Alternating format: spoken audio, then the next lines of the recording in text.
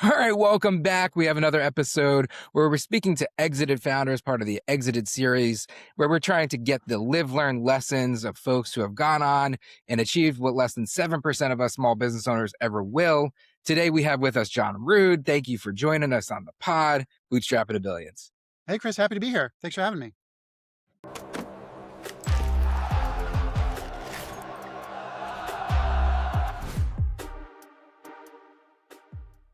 All right, so this is going to be a good one because it turns out that there is a story arc here, for sure connectivity to the episode in the pod of your live, learn lessons of an exit once lived. We'll get into the narrative of that, but you also have written a book where you've been able to interview other folks, 70 other folks who have done the same thing. So hopefully in this one pod, one episode, we can consolidate 71 live, learn lessons of exited stories and narratives, and tie it into also what you're doing today, which is designing a business essentially post-exit around what's important to you. And I think that that's a really good lesson as well for folks in the audience listening to potentially lean into. From a get the read in fast story, realistically, we're going to focus first on next step test preparation, which you built in 2010 and exited in 2020. We're going to get into the story behind it. It was a private equity story in terms of the exit that you were able to create. That then casted off the concept of the book, where you went and you interviewed 70 other folks who have gone through the same experience. Definitely interested in turning the page of what you were able to put on paper for that. Beyond the Exit is the book. And then the business today is Proceptual. You got it. Which is an AI compliance company, which is very much so also timely in terms of its nature. And you're designing that in terms of life cycle. Let's take it back to 2010. So take us through. We love to have these stories because live, learn lessons. You exited right, which means that maybe perhaps in this story, we learned that you started right. Somewhere you figured out how to figure out product market fit and get to that first happy paying customer. Like, what did that look like in terms of your narrative and your journey? Yeah, it's funny to be introduced that way because I made so many mistakes along the way. So it's just like looking back, like it's a miracle that anything ever works, honestly, is how I would think about it now. But we made that one work. So at the time I was working in management consulting. I've been doing that for like 3 years. And like in management consulting, like you're supposed to do it while you're young and earn some money. And then you go get your MBA and then like go do something else. It was just like getting to be about that time. And I was like, okay, maybe I'll go to business school, maybe I'll go to law school. But, I've got this, idea. I'd worked in standardized test preparation before at a big company. So I knew how to do that. So I was like, let's take a swing at this and, let's put this company together, try to get some students, get some revenue. Worst case scenario, I was planning on going to law school in like a year or 2 years. But I think we got the best case scenario. Love it. So you kind of were living the life and you identified this essentially out of your own potential need of a market to solve for, coming from experience, live, learn experience going into it. When we talk about standardized test prep, though, can we go into the model behind it? Like, what does that actually mean? Yeah, How sure. does the business function? What's the model for folks listening in the audience so that they can get a sense? Yeah, totally. So at the time, the way that and this was like before AI, for sure. Like we actually like published like print books. That gives you an idea. So the model for standardized test preparation is like, let's say you're 17 years old, you want to get a great SAT or ACT score. You drive to the test center, you get your mom or dad to drive you to the center. You sit in a class with 20 to 30 other kids. You're paying probably between $1,000 and $2,000 to take that course. Your instructor is getting paid about $20 an hour to teach the course. And maybe it's like, 20, 25 hours. And so every single instructor who's ever taught standardized test preparation courses does that math and realizes that they're getting paid $20 an hour, but the company is making like $350 an hour to teach that course to 30 kids.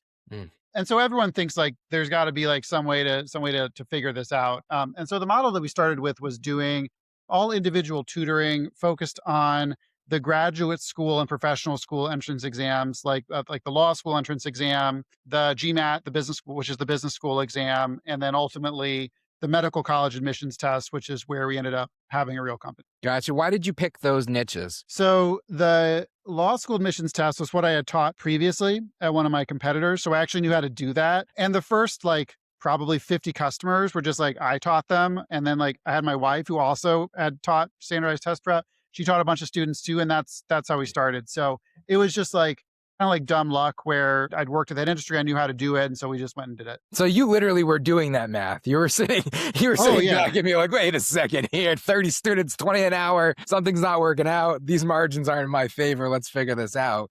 And you went to where you knew. So that's where you started. Yeah, that's And it. you figured out that it actually did make sense and the margins did work out once you did it. And you essentially were able to apply that live learn lesson that you already were working on. So essentially, you followed exit one, which was, exit out of the day job, essentially, get yourself a job. So take us through like the actual approach of how you got the students, like how did you set things up? So you knew what you were doing. You had a sense of you knew who you were doing it for, what you were doing and how to get it done. Then how did you go through the actual acquisition of the initial customers, the students themselves? Sure. Like when your like young listeners listen to this, like it's gonna be like a history lesson for them. Our first like probably 100 customers came from Craigslist.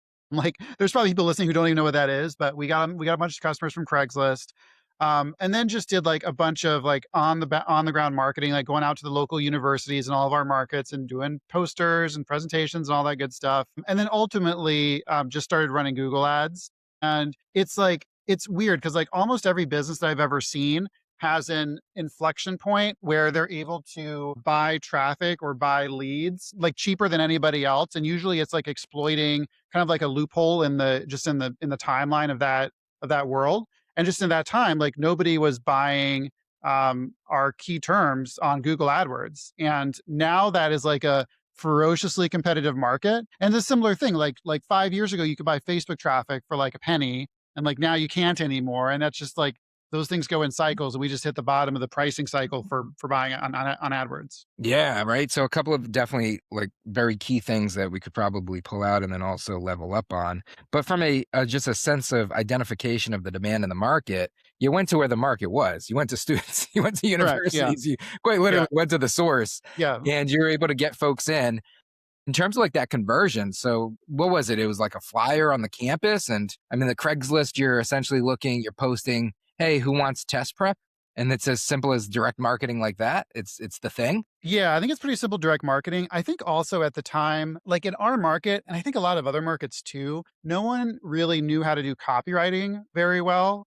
So again, like this may be a history lesson for some of your audience, but like I spent a bunch of time studying copywriting, like all the copywriting greats from like the legit like Madison Avenue people to like how did some guy make $10 million selling a ebook called Double Your Dating, like that kind of stuff. Like we just like studied that stuff and learn how to write like long form web pages, which are very out of fashion. I think they were out of fashion probably at the time too, but for us, just like converted like crazy.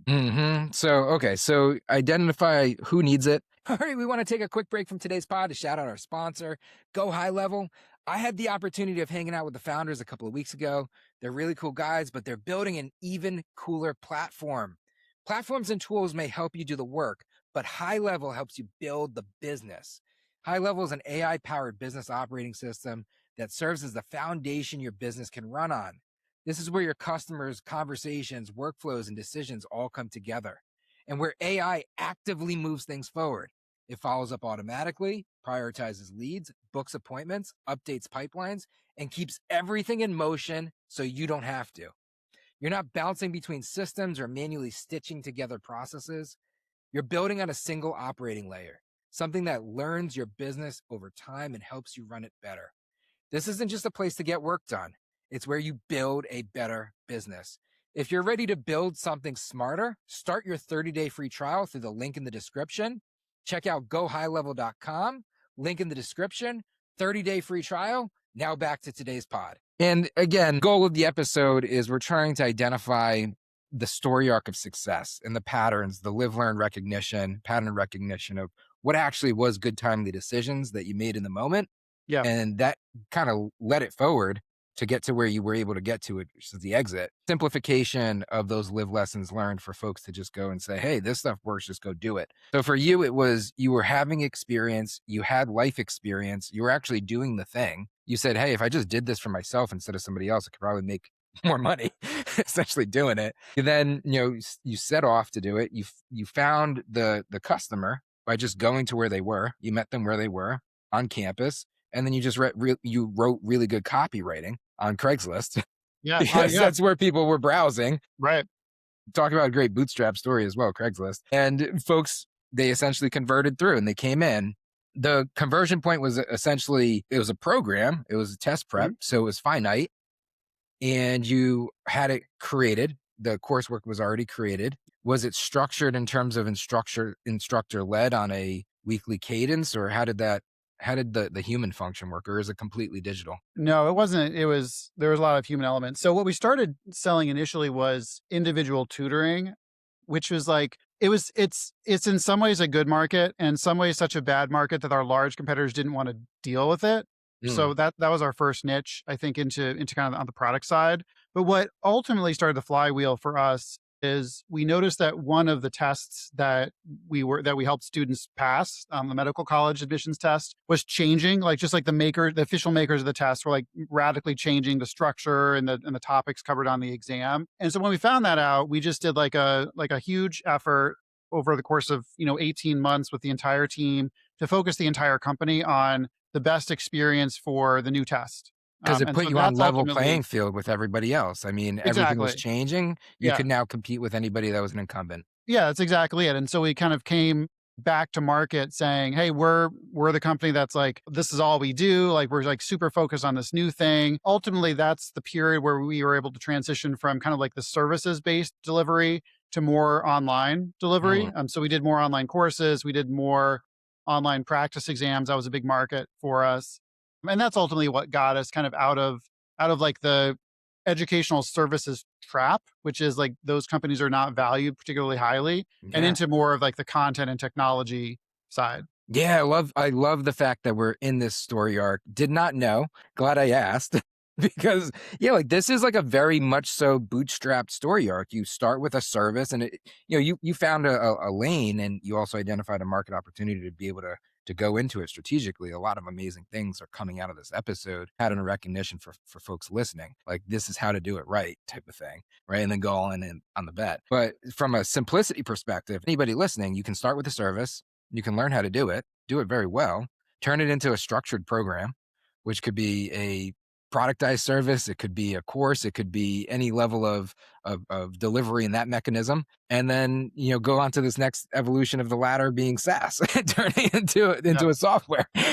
So, and now it's later date in this conversation. I'm sure we'll get into the AI component, agentic services, SaaS, things of that nature. Dig it. So we got to the point of proving the market, finding the market. You started to then arbitrage with acquisition, identifying this cheap channel of paid Uh-huh. acquisition to be able to scale things.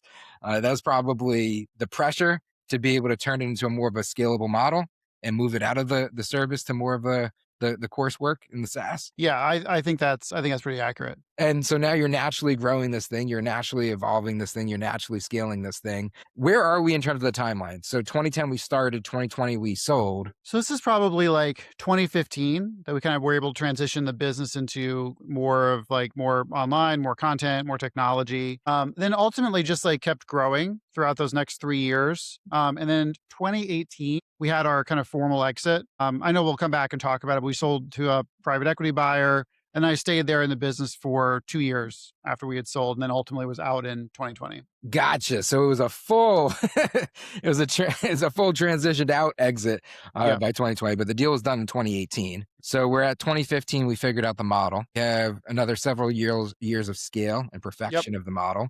What was that moment in time where you like realized, hey, we have lightning in the bottle. This thing works. There's really good unit economics to us. Take us through like that perspective of actually seeing the business, owning the business, and being like, hey, I really have something. Let's maximize the value of this, and let's operate it as owners of this business. What was that mindset then? Yeah, I think that that was like when we first started to get like really good sales on our digital products. Cause again, like I had been selling individual tutoring and then selling like courses where, someone calls you and wants to have it's like a very extensive sales process because oftentimes it's like a $3,000 to $5,000 purchase. It's a very highly emotional purchase. Oftentimes, this is a parent buying this for a child. Mm. They want them to go to a great school. So that's like a really important purchase. So oftentimes that's like multiple phone conversations. Like the effort that we would spend to sell one student is probably not far off what a lot of people now would spend trying to sell like a recurring SaaS contract. Mm. Like we didn't have the benefit of that. But then ultimately when we were able to start selling more online, we're like students would just like come to the website, sign up, send us the money, we send them the product. Like, that was when it's like, oh, like this is going to be like a real thing and it's going to be worth a lot. Yeah. So take us through the journey. What were you paying attention to in the business? If you were to look at the metrics that mattered to you, where were the eyeballs typically? Where were you finding it? Yeah, totally. So this kind of business was like a very standard kind of funnel type business where the top of the funnel was the stuff that we would give away. So we would give away like free access to like a portion of our software, a free practice tests, like free practice content, et cetera, for the student. And then we would get tens of thousands of students would enroll in that. Like ultimately, when we were getting towards the end of my time in the business, like the majority of students that were taking, the tests that we were working on were signing up for our free product. And they sign up, of course, for all of our competitors' free products as well. And then the question is like, that's the top of the funnel. How many of those can you convert to either kind of our sales cycle where we're actually having someone call them? How many Mhm. people can we convert just ultimately like straight through to the bottom line? But that was the business. Yeah, take us through that. So we have, because all of these things are still applicable today, without a doubt, Yeah. and you had a decade to perfect it. So let's try to extract as much value as we can for the audience listening. So you started with the free component.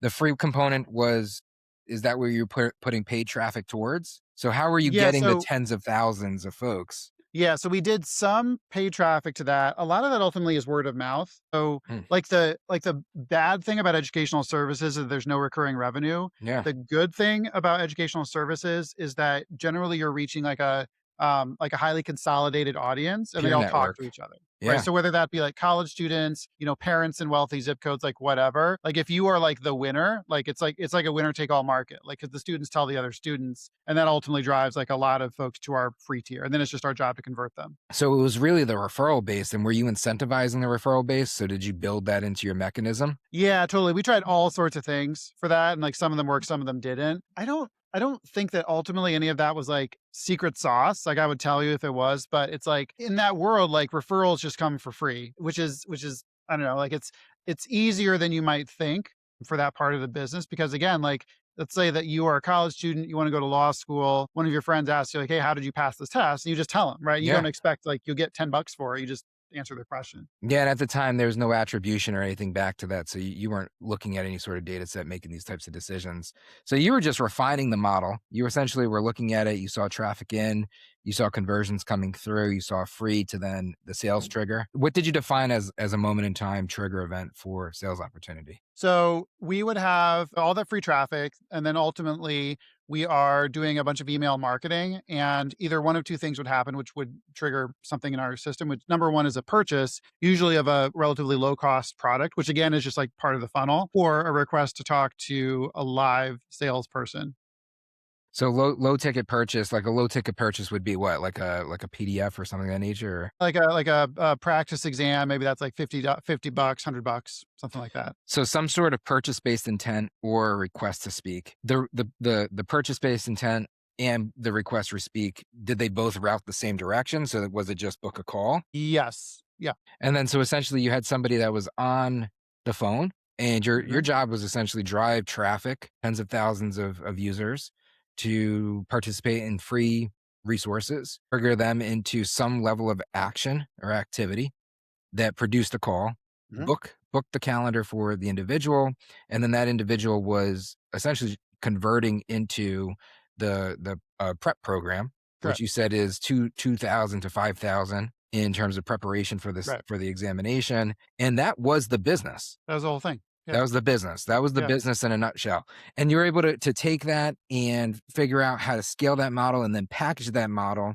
And in 2018, you decided, I want to exit out of this model. What triggered that in your mind? What size, where were we at in terms of size and scale of the business at that point in time? And what was the mindset in terms of like, hey, I want to potentially pursue the exit? Was the exit coming into you? Was it you manufacturing a process for the exit? How did it happen? Yeah, we started to get a lot of inbound, which was nice. This was, I think, kind of like the beginning of the search fund bro era, which maybe still be going on. You probably know better than I do, but we started to get a lot of that. Then started to get some inbounds from, I think, real private equity buyers. And then I'm not sure that I made like a highly data driven choice. It was just time to get some money out. I grew up in rural Kansas. I don't have a trust fund or anything. Like it was just time to get some money out of that business. Okay. So you were running the business. You ran it for 8 years at this point. There was inbound. We were like getting into the ZERP era. So money was cheap and offers were plentiful at that period of time. And you essentially had some inbound interest. The inbound interest sparked this concept of, maybe I exit. What was the experience like in terms of picking? So did you have conversations then you were like, hey, I need to potentially get exit ready? Like what was the process of going from operating this thing to then actually selling this thing to then transitioning into the PE group and then eventually exiting out of it? Yeah, I think that the preparation, I think it was easier for us than for I think a lot of other businesses that I've seen that were at that scale because I think like just like naturally the way that I am, I operate in a really buttoned up way. And you had mentioned like EOS, and EOS is like a part of one of the things that you're building today. Like we ran EOS, and so I think for the size of the business that we had, like it was relatively sophisticated in terms of like management system, finances, like our accounting was good, like our legal contracts were good. And you know this as well as I do, like a lot of small businesses, like all of that's kind of like a disaster. And it's like, like you're building the airplane in flight.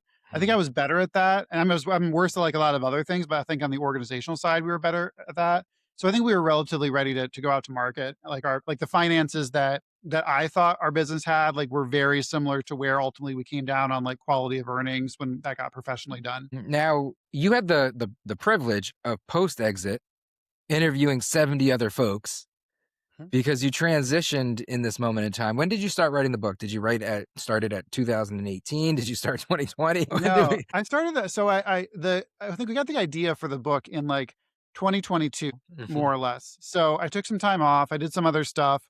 Honestly, like there's two reasons why I wrote the book, and one of them, which I always say because I think it's relevant to conversations, I just wanted to write a book. Like that's just been like a goal of mine since I was like a little kid. And when you have time and money flexibility, you just get to do what you want, and that's one thing I wanted to do. The other reason though is that I don't think I handled that time well in my life. Like Mhm. I didn't have a plan for what I wanted to do. I felt like I was really lost. Like I just didn't know, like didn't know what to do, didn't know who to ask, like didn't know how to navigate it. Like I would go to therapy and like, your therapist doesn't know what it's like to like not have to work anymore. Like that's a new experience for them too. So then I started looking around. I was like, oh, like everyone who sells a business pretty much has this problem. Like I'm sure some people handled it like really successfully, but what I learned from going through that interview process with 70 other entrepreneurs, and now it's like more than that because I have a lot of these kinds of conversations, is most people are not prepared. Yeah, that's a very real thing. So when you're talking to other folks, when you spoke to 70 other folks about this, like what were the conversations that came from it? So it was so much. What ultimately I learned is that like I started having these conversations and then you start hearing the same thing. And I was prepared for that. Like I'd done like market research when I was in management consulting. Like you start to hear the same things over and over. And by the time I'd done like 20 or 30 of these, like I started to hear those same things over and over. And it was a couple different things. Number one is that very few entrepreneurs actually prepare themselves for leaving their company. And I think there's a number of reasons why that is. One of them is that, most private equity buyers at least are like desperate for you to stay with the company. Like they don't want you to quit. So like they will say or do anything to like keep you there. And so for me, like that was my expectation. I thought I would stay with the company. And so I wasn't really thinking like when I sell, like I'm leaving, like I'm just going to sell and keep working. But then like everybody leaves. There's this great quote by this other author, Bo Burlingham, who wrote a great book on this. And he says, everyone leaves their business, even if it's in a body bag. Yeah, everyone eventually Ultimately, like, exits. Yeah. like we're going to be done at some point. So the lack of preparation for most entrepreneurs is a big one.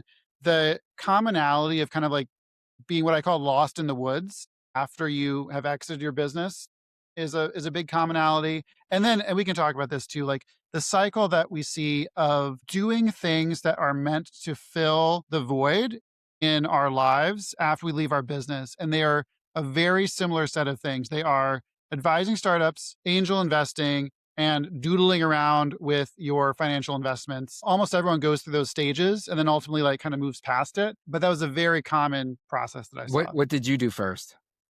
Well, I did all three of those. Probably I tried to do angel investing first. Angel investing is the place where a lot of people go because it fills that gap, like the psychological gap, so completely, right? Because when you're an angel investor, you have all these meetings, right? And lack of having meetings is one of the most jarring things about leaving your business.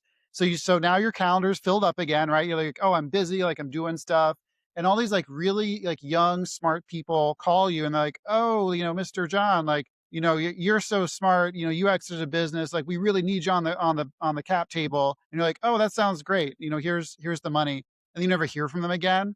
So that's one of those places where you get your dopamine fix like right away from angel investing. And then Mhm. like 18 months later, now you're in the place where like most of your investments have failed because you're probably not a very good angel investor. The ones that are still going, like you have to like hunt down your K1s all the time. Like that was a really common process. And then most people like give up on it. And I understand that like there's some like vanishingly small percent of people who become very successful angel investors. I was not. And I think most entrepreneurs like at my level are not. Yeah, so I'll tie that into a personal experience and story. So I bootstrapped like my whole life. That's all I've known is bootstrapping, and we are fortunate and came back home to hometown. Took it a step further than angel investing.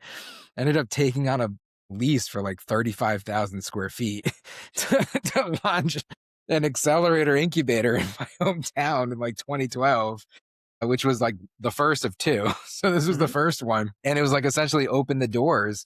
And we tried to create a structured program for people to come into. It was like angel investing on steroids because it was like my own capital funding all of this stuff. And ego driven for sure. For me, chip on the shoulder because I was a bootstrapper. And from my relative sense, like folks kind of saw me as like a startup success, but I didn't see myself as a startup guy. Like I never raised money. Never Mhm. went to Silicon Valley, none of that stuff. So it was like, oh, I got to invest. I got to start, I got to invest in startups.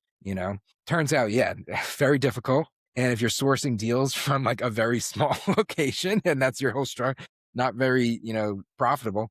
But yeah, like that was not a great experience. But I think, yeah, ego. So, filling calendars to your point, you're busy again. You have this void and it's like something to do. For me, we opened up the doors. So it's like literally, it was like having an office. It was like things going on again. And you're important. You're like manufacturing being important. And building the business, you're important because you earned it through the act of ownership and building something that puts you in a position of importance. Angel investing and going that route, it just buys it to a certain extent and feeds Yeah. that ego. And you get that dopamine hit. And then that's a short-term thing. Like money's a short-term motivator. That's kind of a short-term motivator. It's a very difficult game, depending when you play it as well and how. Yeah, and then that becomes a really serious thing. The next that you said was advising. Yeah, so that's a big one. And it's like I think it's pretty noble. I think it fills like a lot of the same gap where you just say, "Hey, I'm going to go like advise other startups or like other young people," which is great, and I'm like fully in support of that. Cheaper than Um, angel investing. yeah, right, yeah, it's free, which is the good part. And so More like time consuming. I don't want to dissuade people from that, but like people sometimes will think like, "Oh, like that's what I'm going to do from now on," and then like routinely get bored of it in like 18 months. Yeah. Yeah. Unless you build some sort of model around it. So we've seen that happen successfully. And then the third thing that you said was tinkering with investments. Yeah, and this like I saw a lot of this, and there's a lot of like my own personal opinion on this because like my investing style is like very much like I'm gonna buy some index funds, I'm gonna buy some bond funds, I'll like have 10% to like invest in like crypto or private equity or whatever. But I'm not like like a day trader. I'm not like trying to pick stocks or whatever. And if you are like great, like I don't have any objection for that. But what I heard was like a lot of people would say like, oh, they would like get very serious. They'd be like, okay, so from now on, I am a manager of my family's generational capital. Like, and they'd be like this, like it was like a really like terrible burden that they had to take on. I talked to one person. This didn't make the book, but I was like, so what do you like do all day? You know, this question I ask everyone. Like, how do you fill your time? He's like, well, I manage my investments. So I'm thinking like, okay, is this guy like flies around looking at different real estate deals? He's like, no, like I mostly have like index funds. I'm like, so what does it mean that you're managing your investments? He's like, well, my banker sends me like a form at the end of the month with the results, and I put it in a binder and I look at it. And it's like, so he felt like this was like this terrible obligation that he had. Ultimately, like there was no decision point there, and it really took about 10 minutes once a month to do it. So again, like I talked It's to an lots of identity, people. though. Yeah, exactly. Like if your identity is like, well, now I'm like a very serious manager of capital, like who like I'm like a little Warren Buffett or whatever. That's your identity. Like you're trying to build that identity, but like ultimately it's like, well, you have $20 million in index funds or whatever, and that's kind of it. Like, it just doesn't really take that long. Yeah. No, talk about bringing that to something selfish as well for talking. Yeah, no, good validations. I mean, quite literally, we exited and invested some of that money into very expensive people who told us what to do. And the function of that became the holding company. And that became my identity. It was my identity prior to, because I was a weird dude and like 9 years old, wanted to be like Warren Buffett. Like Nice. that's actually why I got into business, is like I started investing pretty early, and then I got a job really early in sixth grade to like fund my mutual fund investments. And the guy I worked for was like an entrepreneur, and then he backed me in doing some things. So like my first exit in high school was a baby album company that Oh, that's that cool. like he just like Yeah. he like backed me in doing, and like we did a whole bunch of things like that, and like it just fed this thing. And I also find that I did a lot of what I did. I'm gonna share this because I think that you are interested, and I don't typically share this stuff, but you quite literally interviewed 70 people to be able to be inquisitive about this. Whether it makes it in the pot or not, I'm just gonna share it. I do think that a lot of my identity in terms of tying to entrepreneurship in the first place, my mother was sick with cancer when I was Oh, wow. young. Yeah. And it was something that like this is like introspective, retrospective type of stuff. Like it's been years now since she's even passed. And it's like something you can't control and it's very bad. And then you can do things that you can control and you get Mhm. positive accolades for it and praise. And it becomes like this constructive potential distraction. And I think like that became like my rabbit hole, because when I think about my early career, it was like high school, it was college. Like this is the moment in time. Like she was supposed to be dying, and we didn't know at any moment Yeah. if she was. And it was very bad, very late stage cancer for like years. And she ended up surviving through, beating the odds.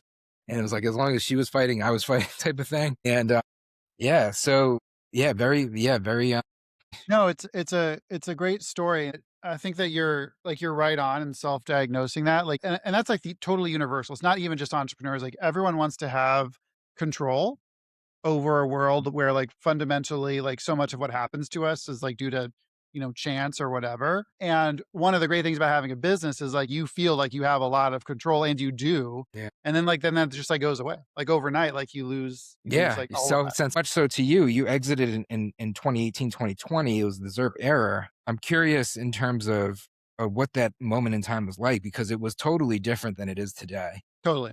Yeah. for sure. Yeah. What was that like for you? So going through the exit, getting through that moment in time, acknowledging that you're going to write the book 2022. We're now in 2026. Take us through the past. It went fast. Yeah, Yeah. right? Yeah, it's been a weird path. So the first year after I left, I basically just took it off, and I feel like I learned a lot. Like I studied a lot. I think I caught up on a lot of stuff that I hadn't been doing for myself What did you for find yourself 10 years. doing? Yeah, like where did you go? What was the eyes? Where did the attention go? I exercised more. Yeah, I like read actual books, which I had not been doing for a long time. I spent a lot more time with my kids. So love I've that. got two kids, and they were young at the time. That was the COVID year. So my kids were like home from school for 9 months. So we did a lot together. And that was great. And I've got no regrets for that. I think that was the right thing to do. I had a health challenge in 2021, 2022. So I was like out of it for a while.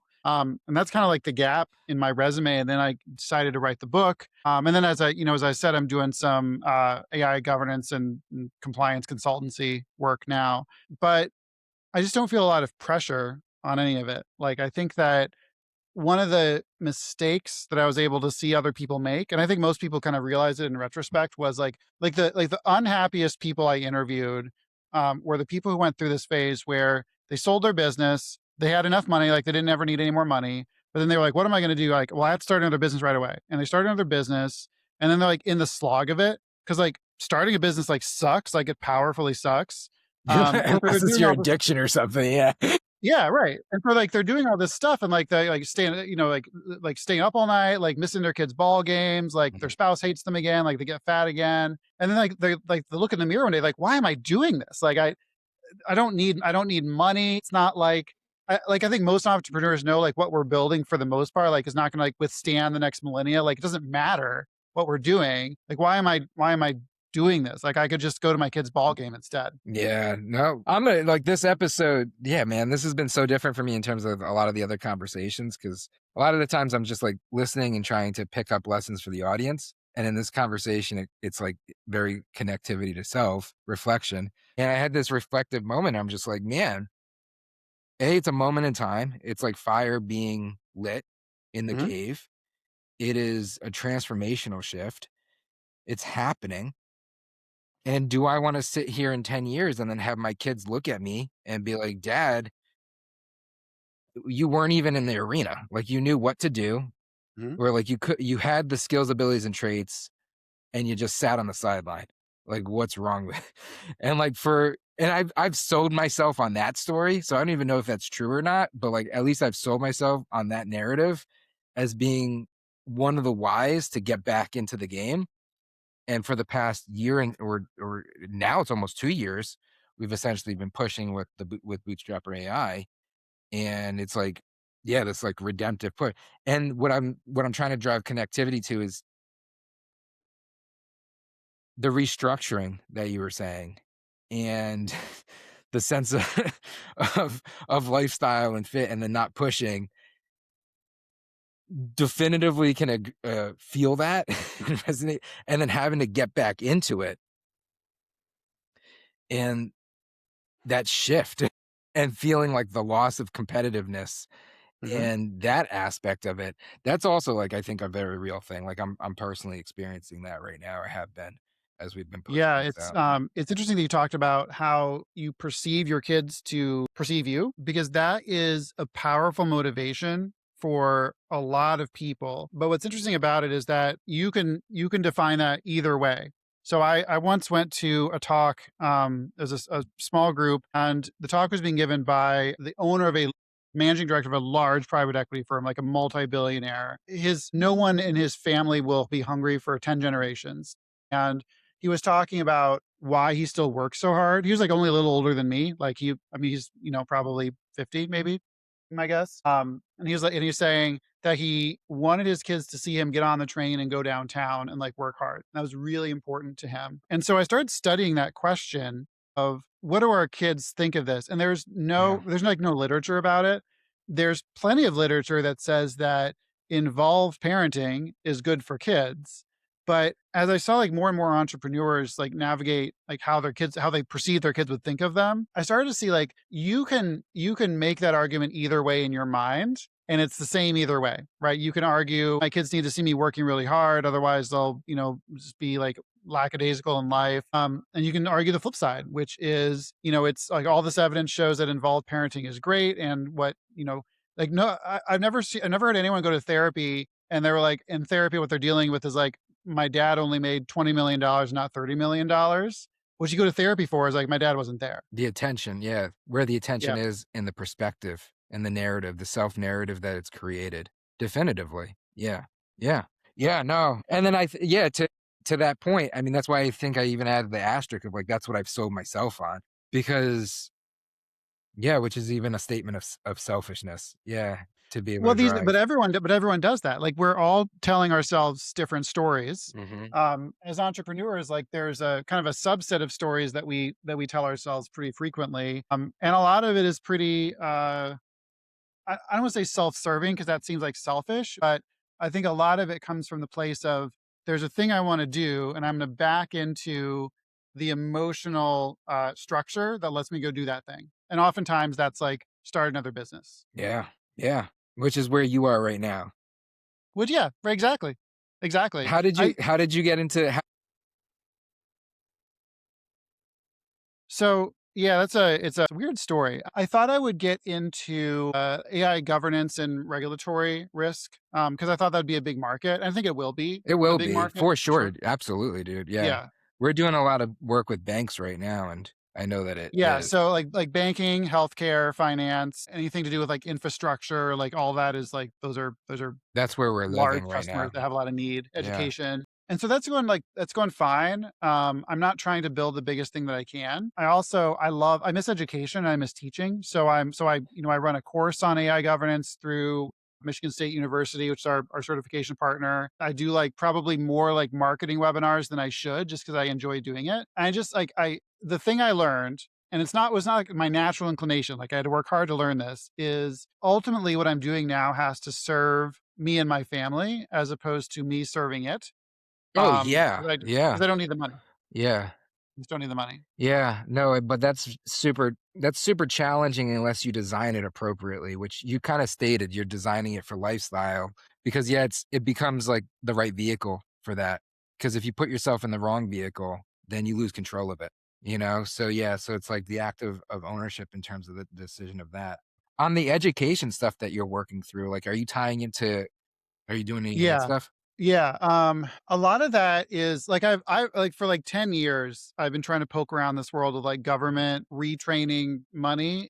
And it's always harder to access than you could like possibly imagine. I won't bore your audience and like because I don't think everyone's like super interested in the details, but like yeah, there will be a big reinvestment in AI. Some of it will go through the government, but honestly, I think the bigger part of it is like we're gonna have like massive changes to society, like massive needs for reskilling. Like we just saw that like Box laid off 40% of their workforce because of AI. Every entrepreneur I know is trying to figure out how to streamline their workforce with AI, and there's going to be a lot of transition in our economy for sure. What's your thesis on that? So what do you think the problem solution will be? What do you think the solution will be for that?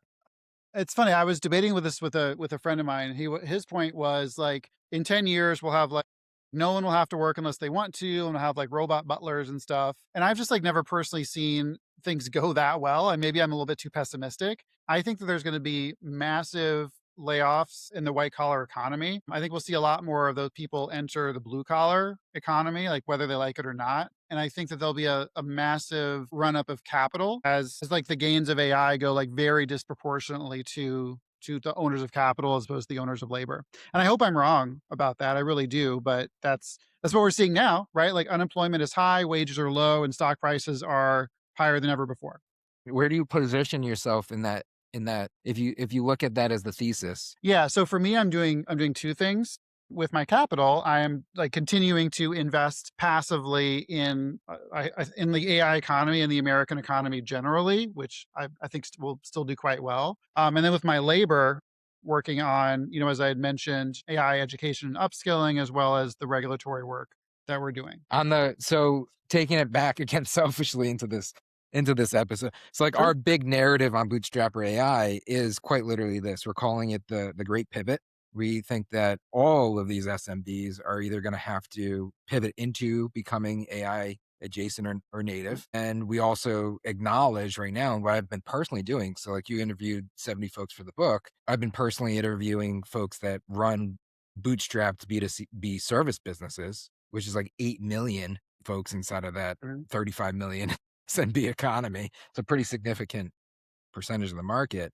And I'm trying to get a sense of their feelings. Do they think that it's an opportunity? Do they think it's a threat? How are they perceiving it? What are they approaching it with? And the thesis that we have right now is they're likely going to be displaced. If they're transactional workers, they're going to Yeah. likely just be displaced. So, a function of what we're trying to achieve, we built the software. We're trying to package software with fellowship plus structure. So, our software is really built for long term equity management as an industry. We want to Mhm. just help folks support ownership and the act of ownership and ownable assets for as long a period of time as possible. like almost like, again, selfishly built it for my whole co, like what I needed for the past 15 years. Yeah. And that's been the function of the software that we created. And we're circling around in terms of a thesis is how do we create a new occupation, right? So like if these B2B service folks are going to end up out of work, people, they were on a farm and then a factory came about, like, yeah, they stopped being farmers, but they started work building Model Ts. I think that people are going to lose their jobs, but there's going to be new jobs. Like they will have to do something new. Yeah, so I think there'll be new jobs. My guess that there'll be fewer than before, which will be and that's always a transition. Like every technological transformation has a little turbulence in that way. I think that there'll be a huge need for people to actually know how to deploy AI in the workplace. I think that's like obvious that's going to happen. The question of like who actually does that is the challenge, and so Mhm. I'm trying to work on that. And we're gonna have a program that'll launch in the next 3 to 4 months with, I think, multiple university partners, that'll kind of be certification in that.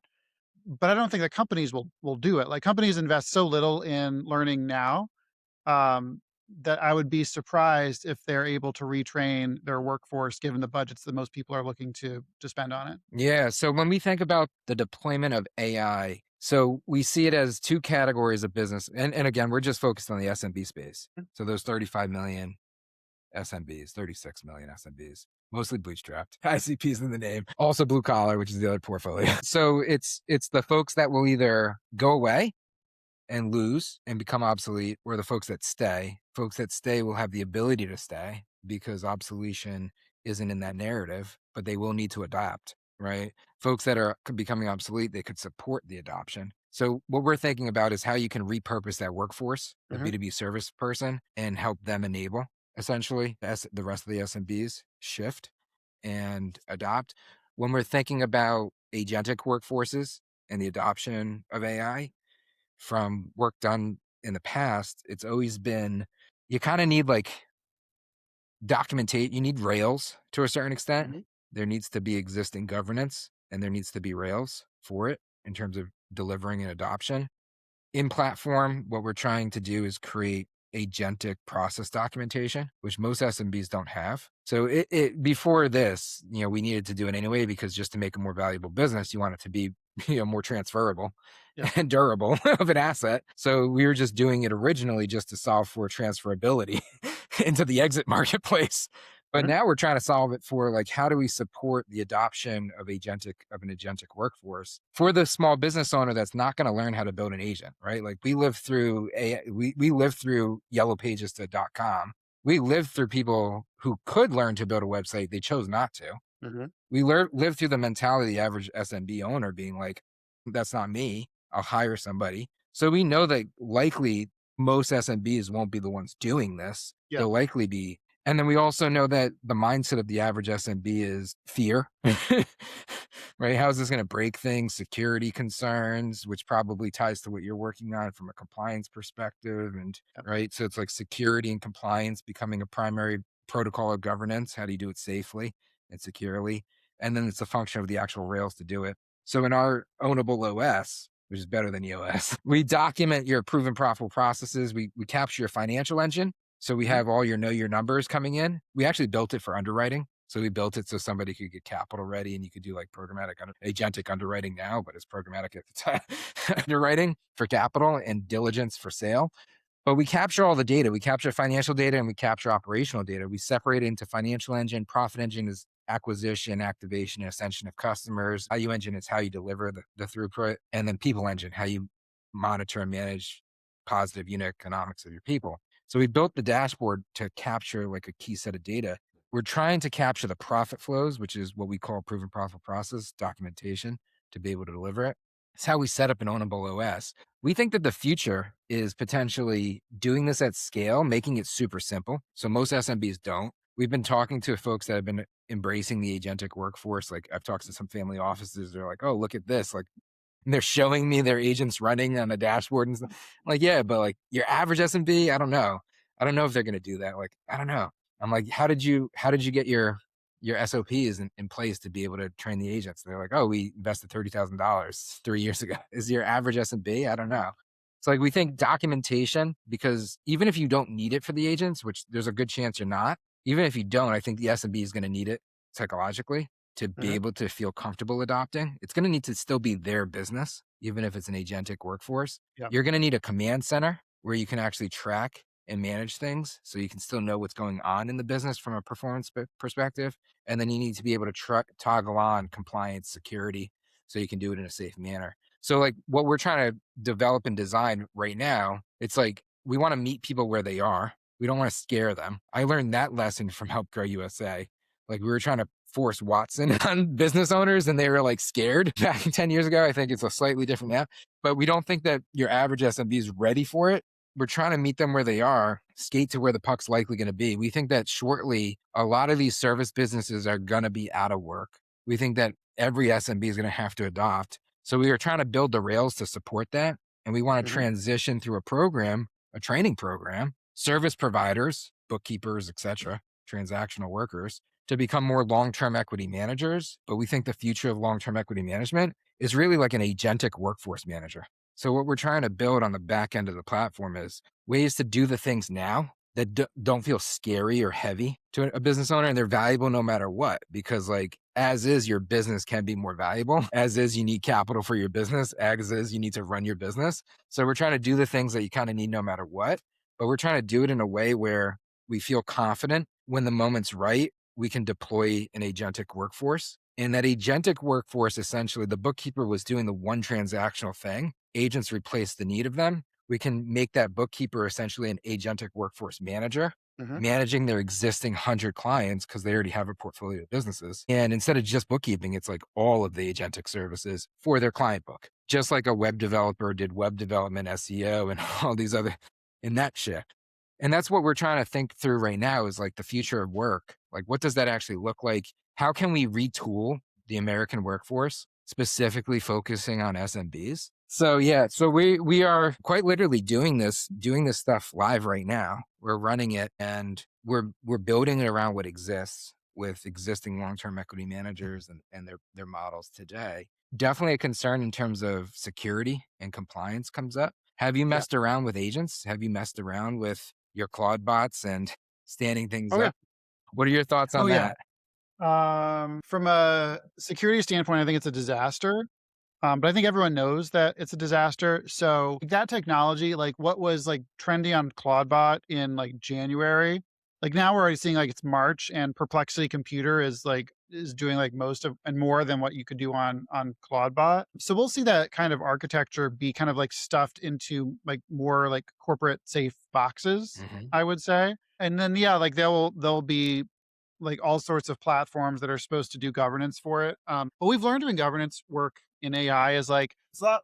I don't want to say it's harder, but it's a lot different than doing just like SOC 2 auditing or whatever. Because for most of cybersecurity, and like not to oversimplify, like a huge amount of it is just defining what not to do and then making sure that you don't do those bad things. Hmm. For AI work, it's a lot more about risk management because the things that AI is like not allowed to do according to regulatory frameworks is relatively narrow, at least so far. It's funny. I was like in my mind, I was like trying to figure out an example. It's like, well, you shouldn't like murder someone with like a missile using AI. And I was thinking more about it. I was like, no, there's not actually a law that says that you can't murder someone with a missile with AI. Other than that, you can't murder people generally. I think that the hard part is organizations are going to deal with this in very different ways, accept different levels of risk. The level of risk will be defined by the tolerance of the organization, the industry, the leadership, the capital structure, and all that has to be done.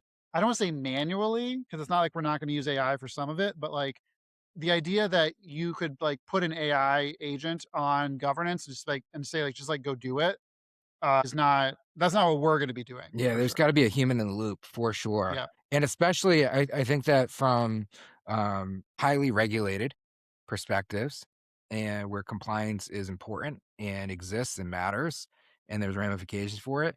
And I also think from an emotional perspective of like an SMB who has feelings of ownership over their business, will they give it mhm, away to AI and have that thing have access to all of their stuff? I think, yeah, those become the rails. And then it's human in the loop function. Yeah, but John, you have shared a lot of live learn lessons with us today. We appreciate it. Hopefully folks at home listening will be able to take it and apply it.